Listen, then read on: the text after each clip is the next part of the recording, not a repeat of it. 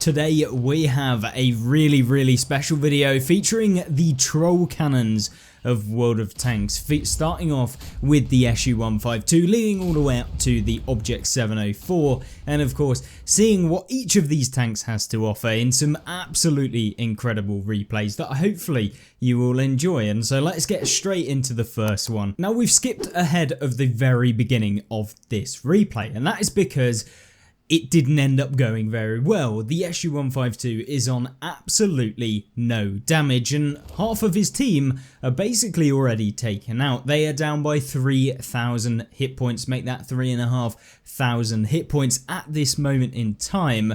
But the SU has got something up his sleeve because he's now moved into this spot, and I'm pretty sure anyone that has played any amount of games will know this spot indeed is where all of those annoying, pesky tank destroyers seem to end up at the end of the game on this map, which was actually recently changed. And of course, the one thing that needed changing about this map didn't get changed, but there we go, it's wargaming for you. Either way, you're about to see why this position actually needs a change, and the one thing that you'll find with the SU-152 is that it follows the troll cannon, whereby yes, you can deal a ton of damage in every single one of your shells, 700 to be precise. And of course, when you're dealing that much damage, all of these little pesky low tier vehicles, they don't stand a chance, but of course you have to hit them, and hitting them is probably the hardest part when you're in a tank with absolutely terrible accuracy. Now this main armament does have the ability to actually hit things when it's relatively close, which is why this replay was such a fantastic one, because there's very few situations where you have this chance at actually getting up close and personal with a lot of the vehicles and then basically being sitting ducks for everyone, including yourself, to actually farm. And the SU-152 is just clubbing these low tier tanks, and there goes another one, the ARMT, and oh look, a KV-1SA. I wonder if he will survive the rear shot from the SU-152. I guess maybe he will. Maybe. Let's find out. Oh no, sorry, no.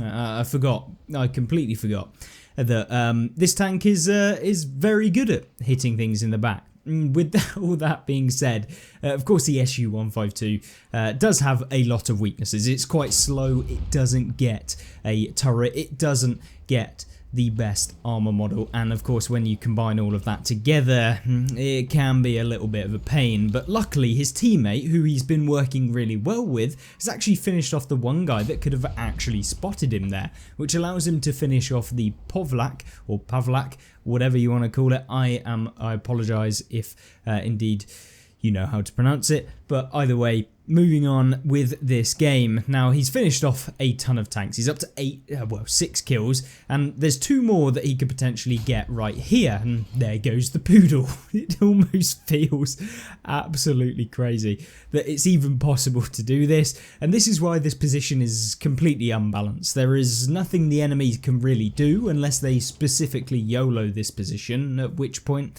it becomes one of those things where you're throwing yourself against a tank that can basically one-shot you, and often if you're not close enough and it hits you, you're back in the garage and you're not even able to actually even spot the vehicle before it actually takes you out. So this is one of the things that wargaming should have changed. This entire area was a big pain for everyone, and I'm pretty sure that everyone feels the same way. There are just way too many bushes, and on the other cap circle there is not this case. There is no amount of bushes like this that you can remain hidden and reset the cap like you can on this one. So it's definitely an unbalanced map with regards to spawns, and hopefully wargaming will change it. But don't worry, the SU has been capitalizing on everything that he has to offer in this game. If you've been enjoying watching these huge cannons actually hit their target for once, then maybe you could consider hitting the like button, and of course subscribing if you aren't already. But back to the video, and right on cue, the rest of the enemy vehicles decide to take a little stroll into the base, and so he goes for the light tank.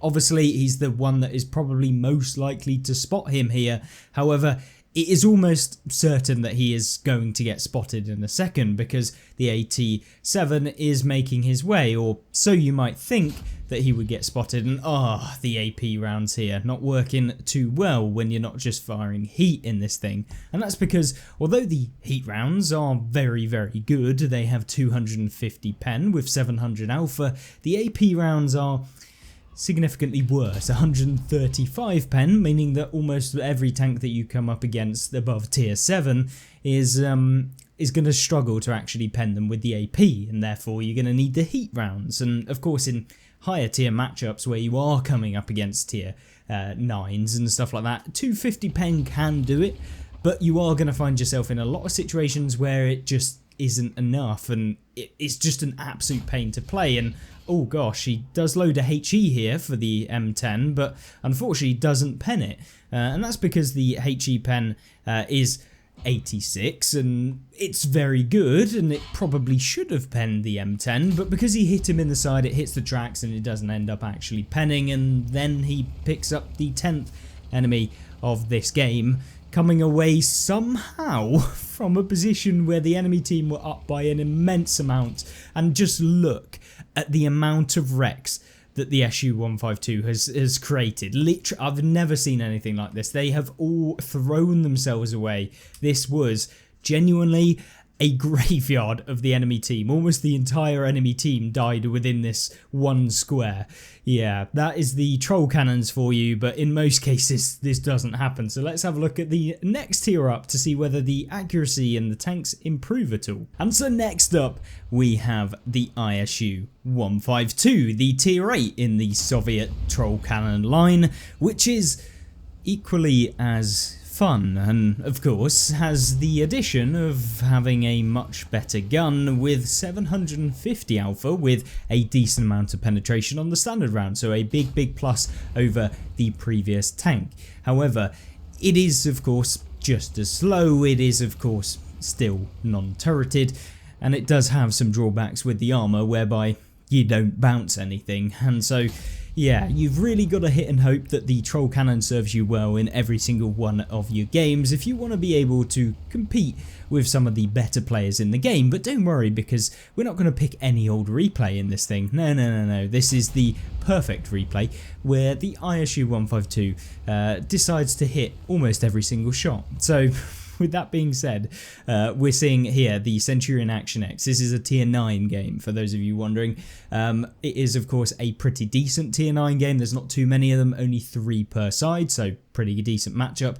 And there are no tier 7s, so there's no Seal Club in the lower tiers with the BL10 in this one like we saw with the previous. But either way, up to 3k damage within 4 shells, and this is exactly what the troll cannons offer, and it's always a good piece of fun when you do decide to take one of these out. Similar to the previous game in the SU-152, they're down by a decent chunk of hit points as well, about 3,000 roughly, and yeah, it's going to get considerably better as this game goes on, or better, I mean much worse. And yeah, the ISU just takes his first hit, which is one you don't really want to take from a Scorpion G. And the Scorpion, obviously having 490, is a pretty decent competitor for the ISU-152, because although the Scorpion gets significantly less alpha damage, it can still be very dangerous because of course it can remain undetected, it has a turret, it's much quicker, and yeah, can certainly outflank you, and it takes a hell of a lot less time to actually fully aim. So when you are playing up against these vehicles, you definitely feel a little bit lackluster. However, the Scorpion is made of absolute paper, which means if you do load HE in this thing, which you can do against some of the lightly armoured vehicles, you can roll up to and including 1000 damage. So yeah, it is rather disgusting, and with an average damage of 950, you can see where it's kind of going. And the second shot of the game, putting him on 245 hit points. So as with most tier 8 tank destroyers, they do not get enough hit points, or at least not enough to trade realistically with a lot of tanks. So he is now almost a one-shot for basically every tank in the game. So how is he going to pull this result from 4.5k to a game where maybe they can win? Let's have a look. Now, it wouldn't be by any chance that it would be trying to get a minuscule shot on the side of a Carnarvon turret, would it? Oh, yes, it would. And then he goes down, and that is exactly what you want. The RNG rolling in your favour in this game for once, and now you have the ultimate task of trying to keep the rest of your teammates alive by finishing off some of the lower health vehicles, as well as being able to chunk away some of the higher health vehicles so that your team can then finish them off. So it's really about target priority in a tank like the ISU 152, and certainly it's also about not getting spotted, because if you get spotted at this point in this position, it can be game over pretty quickly. So he's got to keep an eye over to the right hand side of the map, which is probably where the Lanson and the M103 are going to appear from. And right on cue, the M103 does indeed get spotted for the first time since a long time ago, and he's still on full hit points, which is a nice juicy snack for a vehicle like the ISU 152, and not only just for one ISU 152, but there's also a friendly ISU who's also sat there. However, they do have the problem that the Obsidian is capping the base, and although it is a minute until that actually happens, if someone actually jumps in at this point from the enemy team, it could be very easy to lose this game. So hopefully the team will be able to actually go in and try and remove at least the Obsidian from this game, or at least reset the cap, because there we go, the second person has entered the cap circle, which was of course the TS5. Now the Obsidian is still there, but of course being on full hit points, it can be a right little pain in the backside. But of course now the Carnarvon Action X actually gets spotted. He's out in the open. Can this shot actually hit? Of course it can. It's the troll cannon. Why wouldn't it when you're having this good of a game? Up to 6.2 thousand damage. And you can kind of see where I'm getting to is that all it would take was a couple of these shots not to actually work, and this tank would be back in the garage, much like some of the guys he sent to the garage. So it's one of those things where, you know, you've got the high reward, but you've also got that high risk of ending up looking pretty dumb when your shot goes flying into the ground or flying into space. And yeah, luckily all of the shots in this game have hit. So that's kind of how this tank particularly plays. It is a bit of a hit and miss tank, and of course if you do get hit, it's almost certainly going to actually pen you because the armor just sucks. And the ISU on the friendly team, the other one, is trying to get outflanked by a Lanson, but unfortunately for him, he didn't understand that there were double trouble when it came to the ISU, and he's back in the garage as well. But this is really not good. The Obsidian is indeed finished off his teammate, but the main problem with this is not that the Obsidian is the Obsidian, but because he's actually in a position whereby he can get hold down, and it's going to make the shot extremely, and I mean extremely, difficult to actually hit. So it's only really if the guy actually pops up here and exposes the hull armor that he's going to be able to hit him, and of course even then he may not actually pen. So he's down to just 2 APCR rounds, which he's going to need with 292 penetration, so you basically don't bounce with this round unless you're facing tier 10s with super heavy armor. But of course the Barask is on full health. I don't know why he is still sat in this location. He needs to go and actually go and spot, try and get out with the M103, or even go around and try and get behind the Obsidian here to be able to then finish him off, because he could quite easily get behind the Obsidian, finish him off, and the M103 is not going to have relocated all the way around. But I guess maybe he's gone AFK. I would assume he is AFK in this game, but unfortunately that's going to leave the job down to the 2 ISU 152s. And what's even more annoying about this is that there is still a hidden Spatuk on the enemy team who hasn't been spotted all game, which leaves him, the question is this guy actually in the base? Is he actually playing, or is it a case of he's going to crop up from any sort of angle and then finish off the ISU? Now, what he does here is, of course, get into a position where he's hopefully going to get a side shot. This is a position that you can use, and you'll often see light tanks getting into this spot, or medium tanks in the kind of middle to late game, where they want to spot anyone that might have pushed into this area on a mode that isn't encounter. And here comes the Spatuk. He is on 1 hit point, which means whatever happens, he's going to get removed if anyone hits him, basically. And, oh, the Obsidian is out in the open. He needs to fully aim. The ISU's getting pummeled. Is he going to expose himself? Oh no, the Obsidian is actually playing smart. He's keeping himself behind the ridgeline. But can the ISU actually get him? Come on, come on, aim, aim, aim, aim, aim, aim. Oh, that is what you love to see. The ISU hitting the minimal shot on the Obsidian there, which leaves this game in a 1 versus 1, basically, with the Brass being AFK. Yeah, ooh, that was a very, very close one. The Spatuk on the team is saying, wow, ISU, why did you wait for?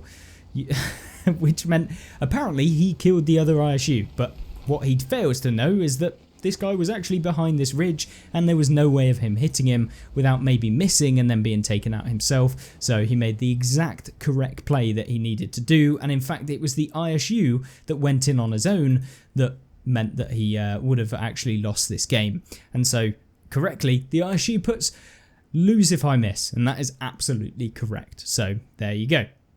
Either way, with this game in this sort of situation, it's down to finding the M103. And so the proper play is, of course, to stay in the cap circle, forcing the M103 to push towards him. And oh, the M103 finds the AFK Barask, which means that he does need to move because the M103 is not holding back. He's made his way forward and he's probably going to be able to take out the Barask from full health and then turn around to the ISU to actually remove him. Now the M103, if he's smart, will actually not focus the Barask and he'll try and go for the ISU to finish him off and then come away with a win, if he's smart. But he is, of course, starting to pump the Barask pretty hard here, and now it's a case of the ISU trying to line up a shot by getting behind the bush right here and hopefully finding one. But unfortunately the Barask and the M103 are just a little bit too far away where he can't get a free shot, so he's going to have to play this pitch perfect, and just for dramatic effect the Barask's turret does get pumped.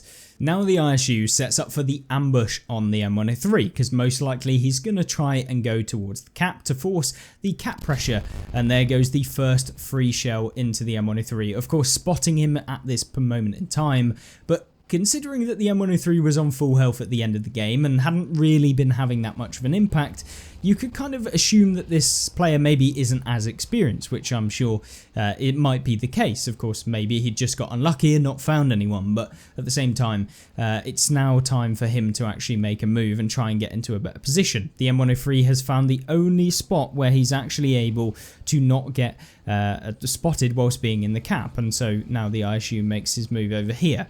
The proper play for the M103 would be to charge down the ISU from this spot to be able to remove him, because he can take a full shot from the ISU and of course then win this game. But unfortunately for the M103, he's staying in the cap circle. He takes that hit. The M103 goes for a lucky hit and it actually hits just inside of the bush, which is absolutely crazy that he almost got taken out, and it's really down to the last straw. It's like a western at this point, and oh, can he get him? Is the M103 going to get him? Oh my word, the shell actually goes up into the top of the turret of the M103, having aim for the hull, but don't worry because the penetration's just that OP that it goes straight through anyway. And so with that, 9.3 thousand damage in the troll cannon, or the master troll cannon, the ISU 152 that used to have the BL10. Hopefully that gives you an idea of the ISU, but there's still one more in this line that features even more trolliness. And so the final tank today is, of course,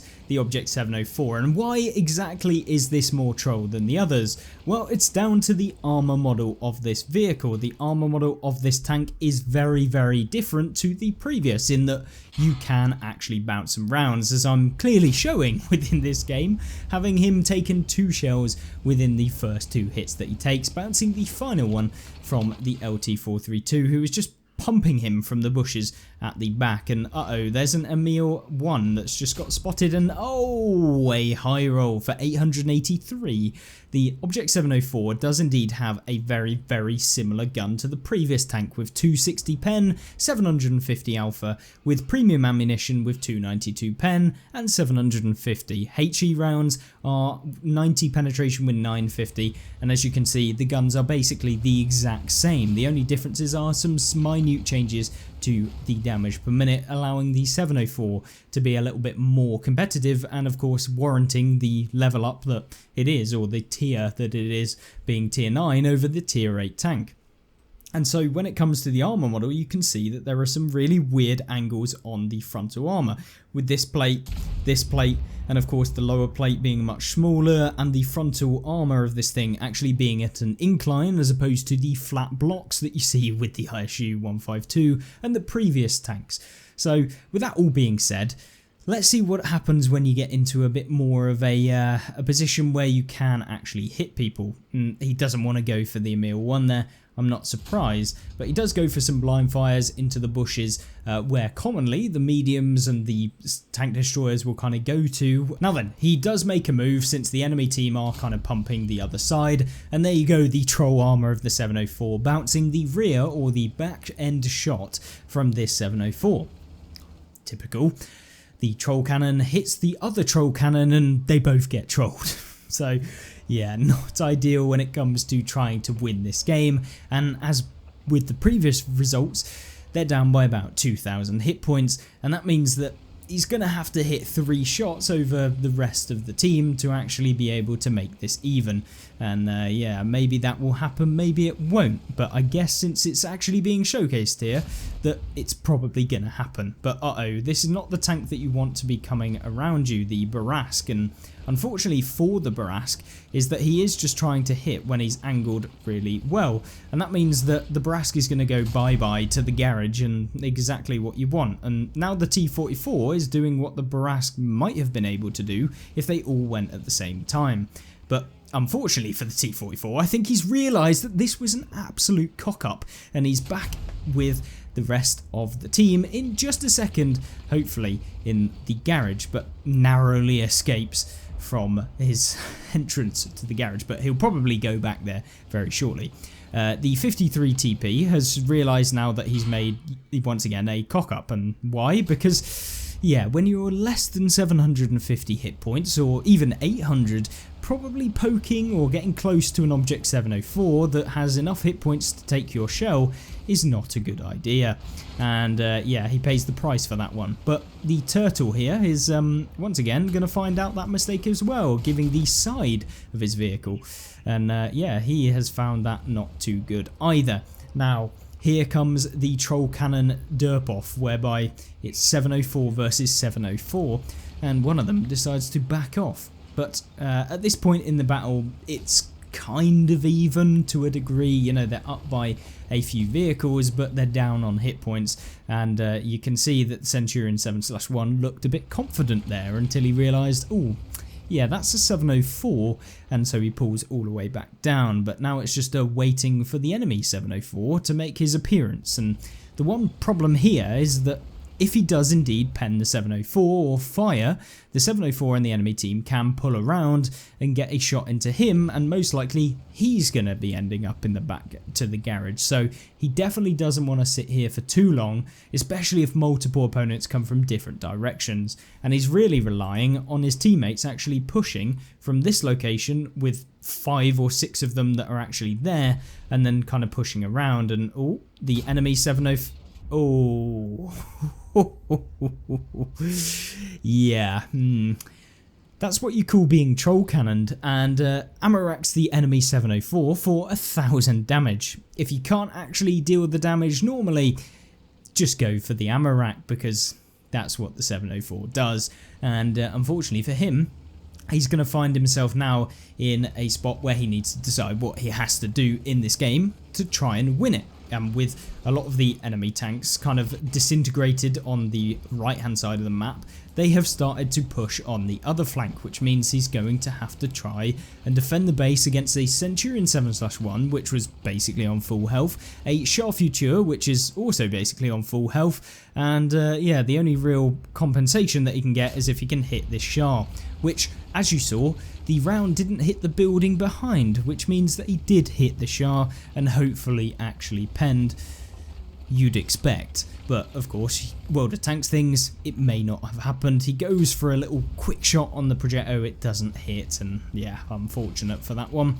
But either way, it's now time to get some more damage. He needs to push this flank, or at least like push some damage towards them, because if he doesn't, it's going to be one of those situations where you're going to end up just being sausage sandwiched by a load of vehicles that come out of nowhere, and then you're going to end up losing. So instead of staying where he was, just keeping into one position, he's going to push over to this location here. Now, whether or not he uses some bushes or uses the ridgelines to try and catch out some people, or maybe they're going to try and push towards the bushes, that's what he's hoping for anyway in this game. And unfortunately for him, the two platoon mates that he's actually platooning up with at the beginning of this game, he actually just added them to the platoon.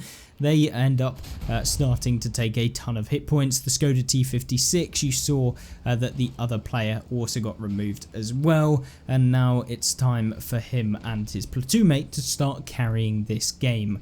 But yeah, I mean, given that he's done 5k damage, I'm pretty sure he'll be pretty happy with how this game's gone, but there's still a lot of hit points left for him to farm. He just needs to play in the right way to avoid getting taken out, because when you're on 350 hit points, that one shell from any opponent can remove you from the game, which, fingers crossed for the troll cannon, that's not going to happen. Now he's trying to find out where the rest of the enemy vehicles are, and oh gosh, it's the Centurion 7/1. Can he put one into him? He does. And is the Centurion going to get him? Oh, he's firing Hesh rounds, I should say. And nightmare. And of course, with just a Skoda T56 on basically no health, the game ends up in a loss. And although the trollness came out in this game with him picking up a shot into the Char earlier, it did actually hit and pen. He ended up on about 6.7 thousand damage, and so a pretty decent result. But you can see that this tank has a little bit more opportunity to bounce some rounds, having blocked 2,000 damage, and hopefully showcased all three of the mighty Soviet troll cannons in this video. If you've enjoyed, then hit that like button, and hopefully I'll see you in the next one. Goodbye.